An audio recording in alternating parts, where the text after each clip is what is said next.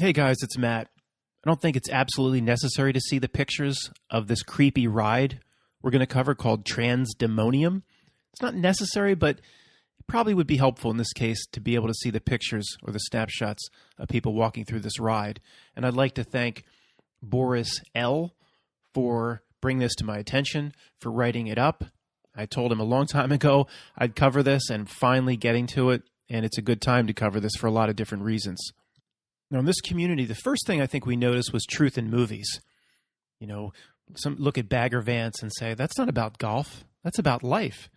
And then Howdy comes along and says, no, that's a reenactment of the Bhagavad Gita. Whatever. There's truth in movies, and we've known this for a long time. And we ponder, well, why does movies have to reveal metaphysical truth about who you really are as a human being, truth about how reality really works, how society really works, about the deception going on here. But now we're finding, and especially, and thank you again to Vanessa Villa's good work recently, we're finding that there's truth in everything.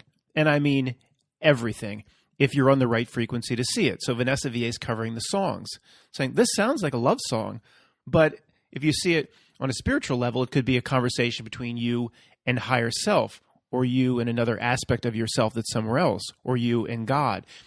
All depends on the frequency that's set up. And I'm starting to think the entire realm is like that. This entire place operates like that. Not every time you turn around you see a porta potty. What's the truth in that, Matt? Well, there's probably no truth in the porta potty set up around the outside of the stadium. Not everything, but in tens of thousands of more places than we ever suspected. And you have to hone your frequency or harmonics or resonance to be able to see it. So I grabbed a transistor radio here, and it's just noise to most people. You know,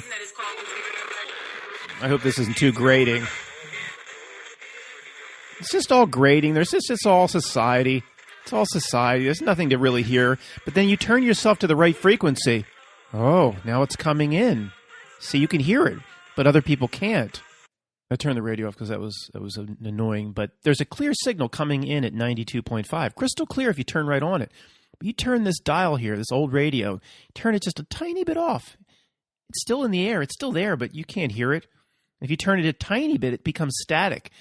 And we're seeing now there's multiple levels of truth, not just in things like the Bible, in stupid amusement rides, in dumb songs, in cases where the artists themselves are delivering a message at the first level. The artists themselves, in most cases, in my opinion, aren't even aware of the higher levels. You could call it channeling, or somehow it's coming out through the artist. Or potentially a certain artist like Sarah McLachlan is given a certain song to sing. Oh, Sarah, you can make really great love songs, but why don't you, we have a writer that helps out, and why don't you, read this? And artists are given certain things, and the artists themselves, in most cases, aren't even aware of the truth. So if there's a metaphysical truth that's going to come out of what this ride is presenting, we'll ponder this some other time. Well, is the ride designer and architect some sort of high-level initiate, or is it just channeled through the architect, or how does this work? But I think after you will have differing opinions on what this ride is trying to communicate. It's very strange. But I think most of us will come out the other side saying, this is just not, for fun. There's a message here. It's just determining what it is. So let's look at this ride in France called Transdemonium. Now, the prefix trans not always, right? Because new things are happening in society.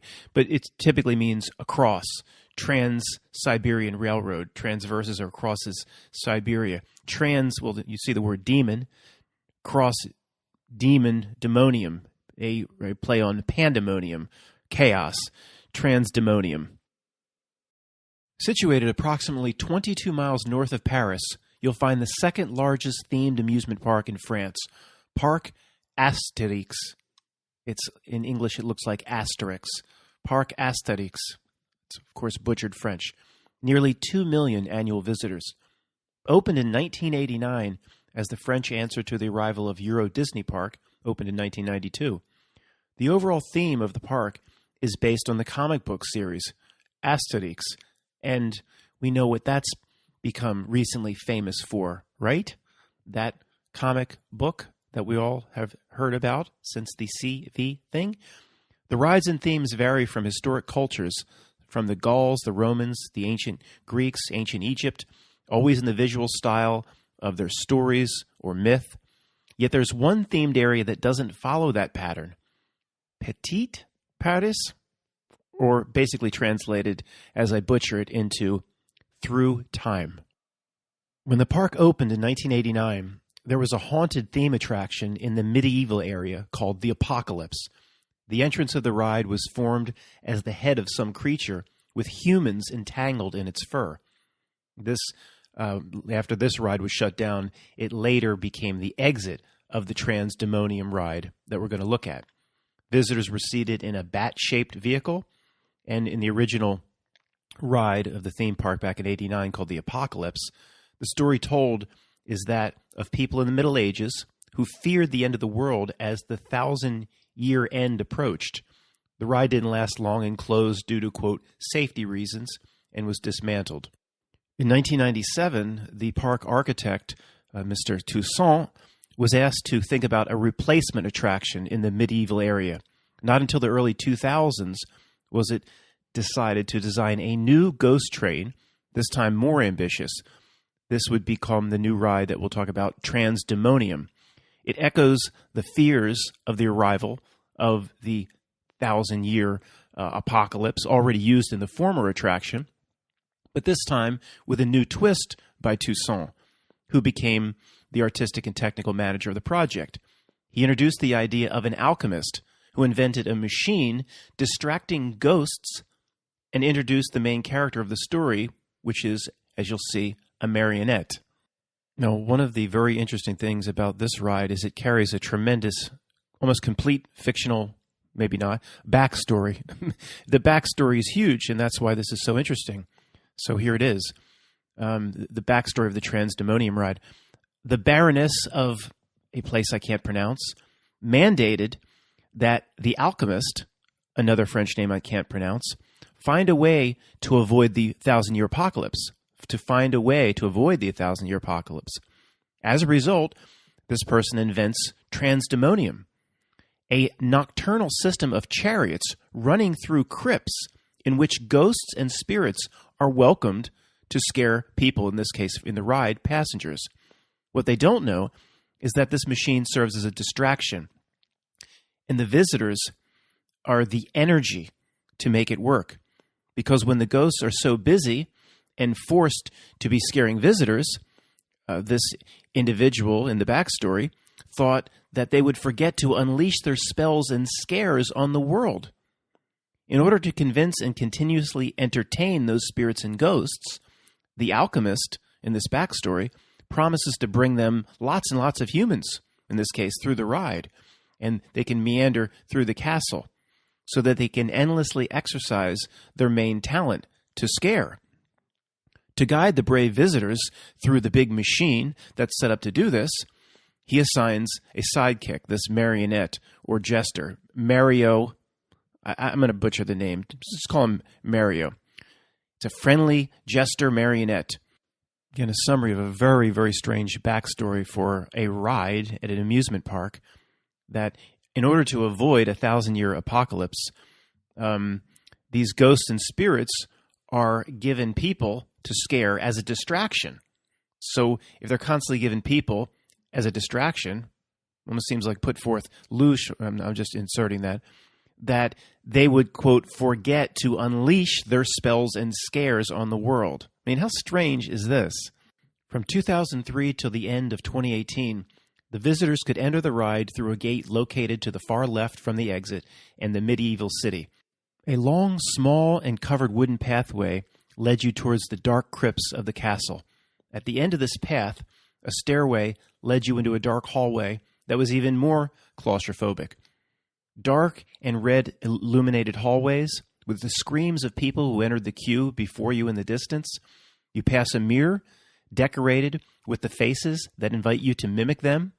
The caption says in French, "Can you make funny faces as horrible as these?" And at the bottom, it says something in Latin for "so terrible that it's laughable." So terrible that it's laughable. In the early years, as you continue into the queue, you walk next to the mirror and realize that the people ahead of you in the queue could see your face. The mirror was see-through or one way. Very interesting. Now, side note, I'm going to adopt that in everything I talk about. I love that. So terrible, it's laughable. Politics, as it's presented, so terrible, it's laughable. Locking the entire world down because of an illness. Well, we've seen illnesses before, right? So terrible, it's laughable. How billionaires become $250 billion richer since supposedly the world's going into economic meltdown. So terrible, it's laughable. You throw a dart. Throw a dart into any topic, and you likely can follow that topic or at least lead off your presentation with so terrible it's laughable, at least in the year 2020. People going through the ride descend lower and lower into the crypts and enter a large space with a closed-up well in the center. The shackles and wooden coverings tremble from time to time, suggesting something's locked up in there.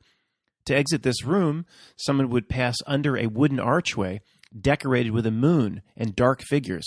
And also, for the first time, an image of Mario's face comes up, your guide or jester or clown, marionette.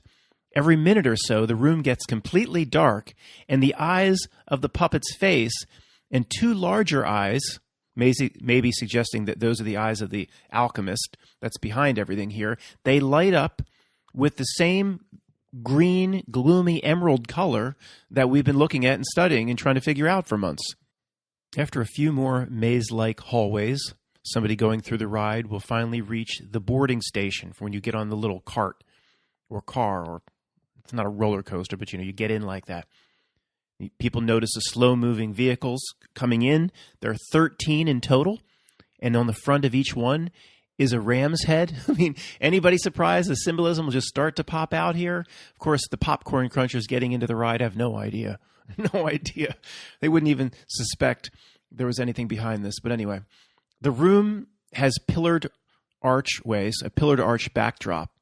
And on the far right, the main character, your guide, Mario, it's somebody going through the ride's first encounter with him. It moves slowly with strings attached, and it looks friendly and inviting.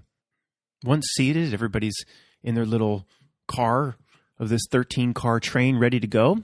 You head off down the rails and past the marionette to the left, the marionette Mario.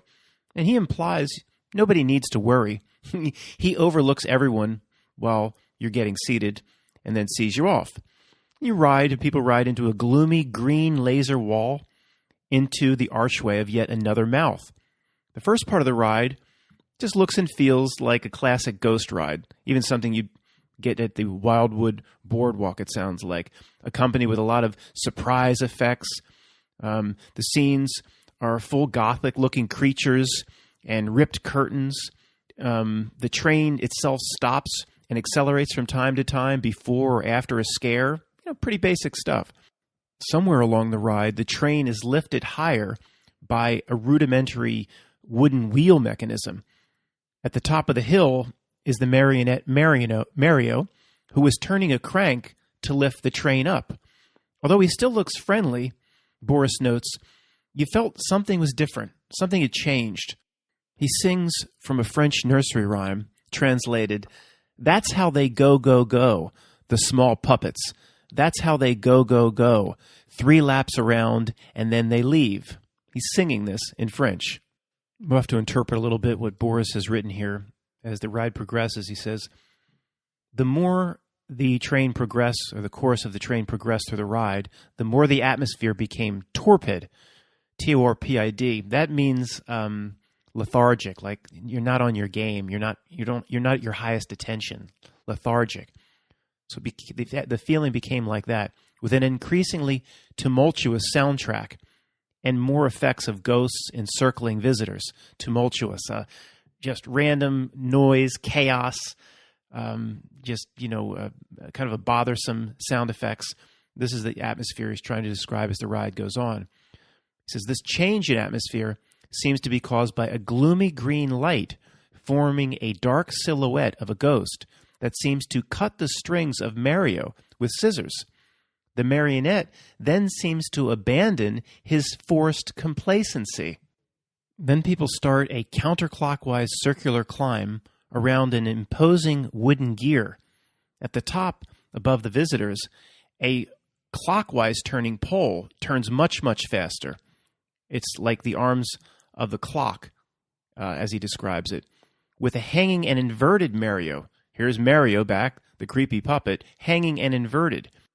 Next, Boris says, due to a stroboscopic flashing effect, you cannot see Mario, the marionette's, or the puppet's face that clearly, doing it due to a stroboscopic flashing effect. The best example of stroboscopic is called the wagon wheel effect, when a wheel is moving forward, but when you look at it, it looks like it's moving backwards because you're only seeing certain parts of it and your brain is interpreting it in a different fashion than what's actually happening. But either way, flashing lights, you can't see the puppet that clearly, and it's getting very, very creepy. But you can see enough to conclude that he's out of control. His face is not very friendly anymore. Things have changed. There are no strings anymore, and you get the feeling that anything is possible. After passing a ghostly carousel, going through the ride, you would take a turn and arrive at an otherworldly version of the boarding station. It's supposed to look like the boarding station, but it's not. It's some kind where you first get on the train. It's some kind of false ending. You think you're back at the beginning point of the ride, and you even see the silhouette of the marionette of Mario. He's in his booth, but it's a false ending. And when the train stops, he turns towards you. His eyes are glowing with the same gloomy green light that you saw a few corridors back. Now, this time his face is truly scary, and his real creepy persona is revealed. He sings his song again, only adding at the end, this time, "It's all over for you." It's all over for you. That's nice. They designed this for kids. The train then accelerates in the dark. The giant head of Mario, in a more or less stereotypical depiction of the devil. It appears one last time, and it sneezes to make the visitors going by in their little train wet. Ugh, disgusting. Hopefully they just used water. Now the people arrive back at the real boarding station when they got on board, and they exit the ride to the right. As patrons exit the ride, they find that there's Mario again, but he's locked away in jail behind bars, certainly because of what he did to those that went through the ride. But what metaphorically or allegorically did he do? Boris goes on to write, the ride wasn't open very long, and the park found itself dismantling yet a second apocalypse ride. And he says, the ride always resonated with me and always will. He didn't know why way back when, why he was so drawn to the ride. And now, of course, Boris, like most of us, has a different set of eyes to see things. He says the ride is not just a carnival ghost ride. It's embedded with higher truths. It tried to tell something for those who wanted to listen, who wanted to see. But the typical popcorn cruncher or NPC visitor only enters the ride to get scared. And it was in that regard, if that's what you're looking for, it was pretty lame. If the popcorn crunchers just went in to be scared, didn't see any artistic value to it or any message or meaning, well, in that regard, it came up short. And thus, another apocalypse ride is dismantled. Boris says he remembers some visits with groups of friends and colleagues, and they basically kind of snickered and laughed at him. They didn't understand why he liked the ride so much way back in the day. And he asked for a second to go back again. And I think what Boris is saying is real people, real people's subconscious understand truth even before we consciously came into truth. Some of us 2010, 2012, whatever. So he might have been attracted to go back and on some unconscious level saw a meaning before he had dropped veils, before his conscious mind was aware of some of the truths we're aware of now. And that might be something we could all look at in the past. Did we have moments where we were very interested in something for strange reasons before we, quote, woke up, if you see what I'm saying? One last thing he closes with, there's a sign with a green demon. I'll just show you the picture, of course. And it says in French, "How awesome is this place?" Well, that is Genesis 28:17. So let's look at this chapter and verse in Genesis. NIV 28:17. He was afraid and said, "How awesome is this place? This is none other than the house of God. This is the gate of heaven." Now, the context here is, you've all heard of Jacob's ladder.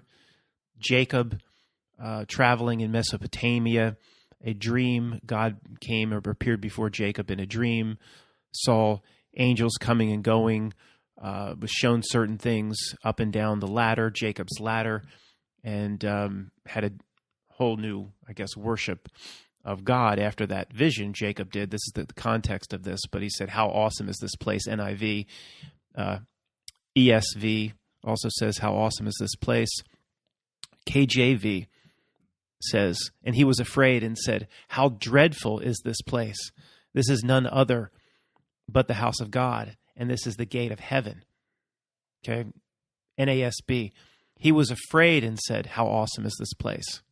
And for any popcorn cruncher who would laugh at us and mock us for saying there's truth, some sort of metaphysical truth in a ride in an amusement park, well, here's a little giveaway. When there's a sign that references Genesis from the Bible, but they don't even tell you it's Genesis, it's just people just pass right through it. Say, "Yeah, this place is awesome." Then there's truth there. It's a little giveaway. It's not. I wouldn't want to call it a calling card.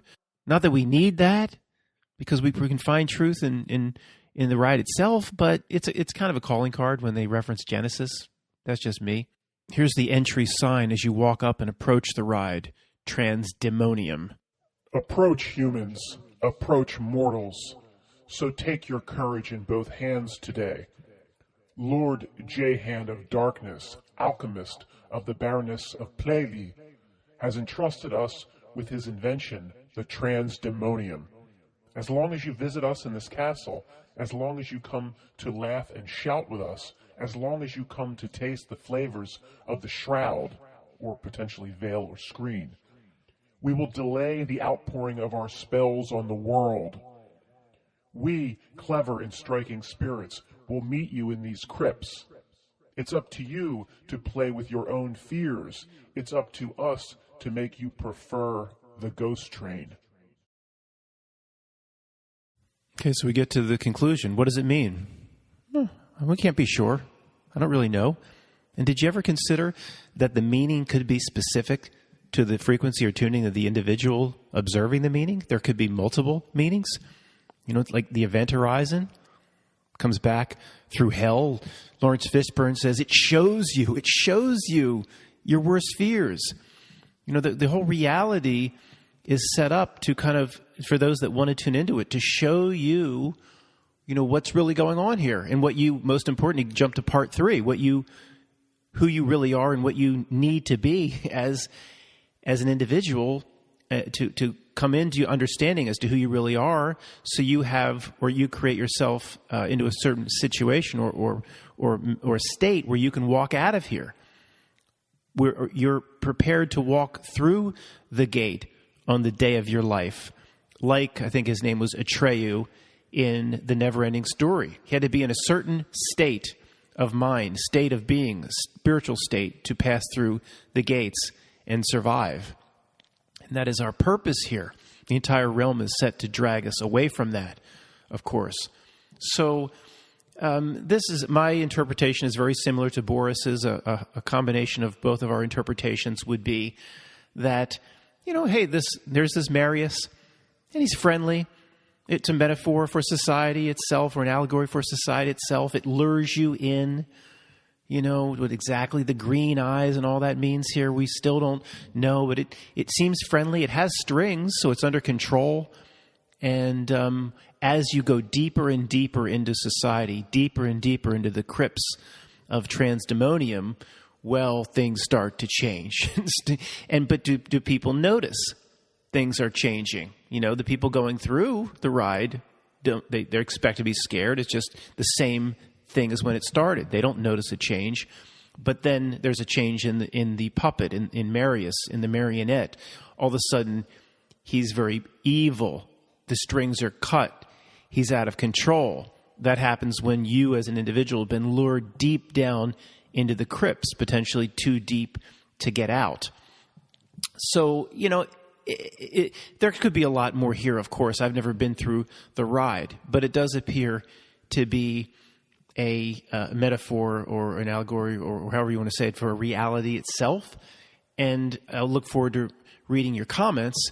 But the main point here is, like, how many people would ever look at an amusement park ride for metaphysical truth?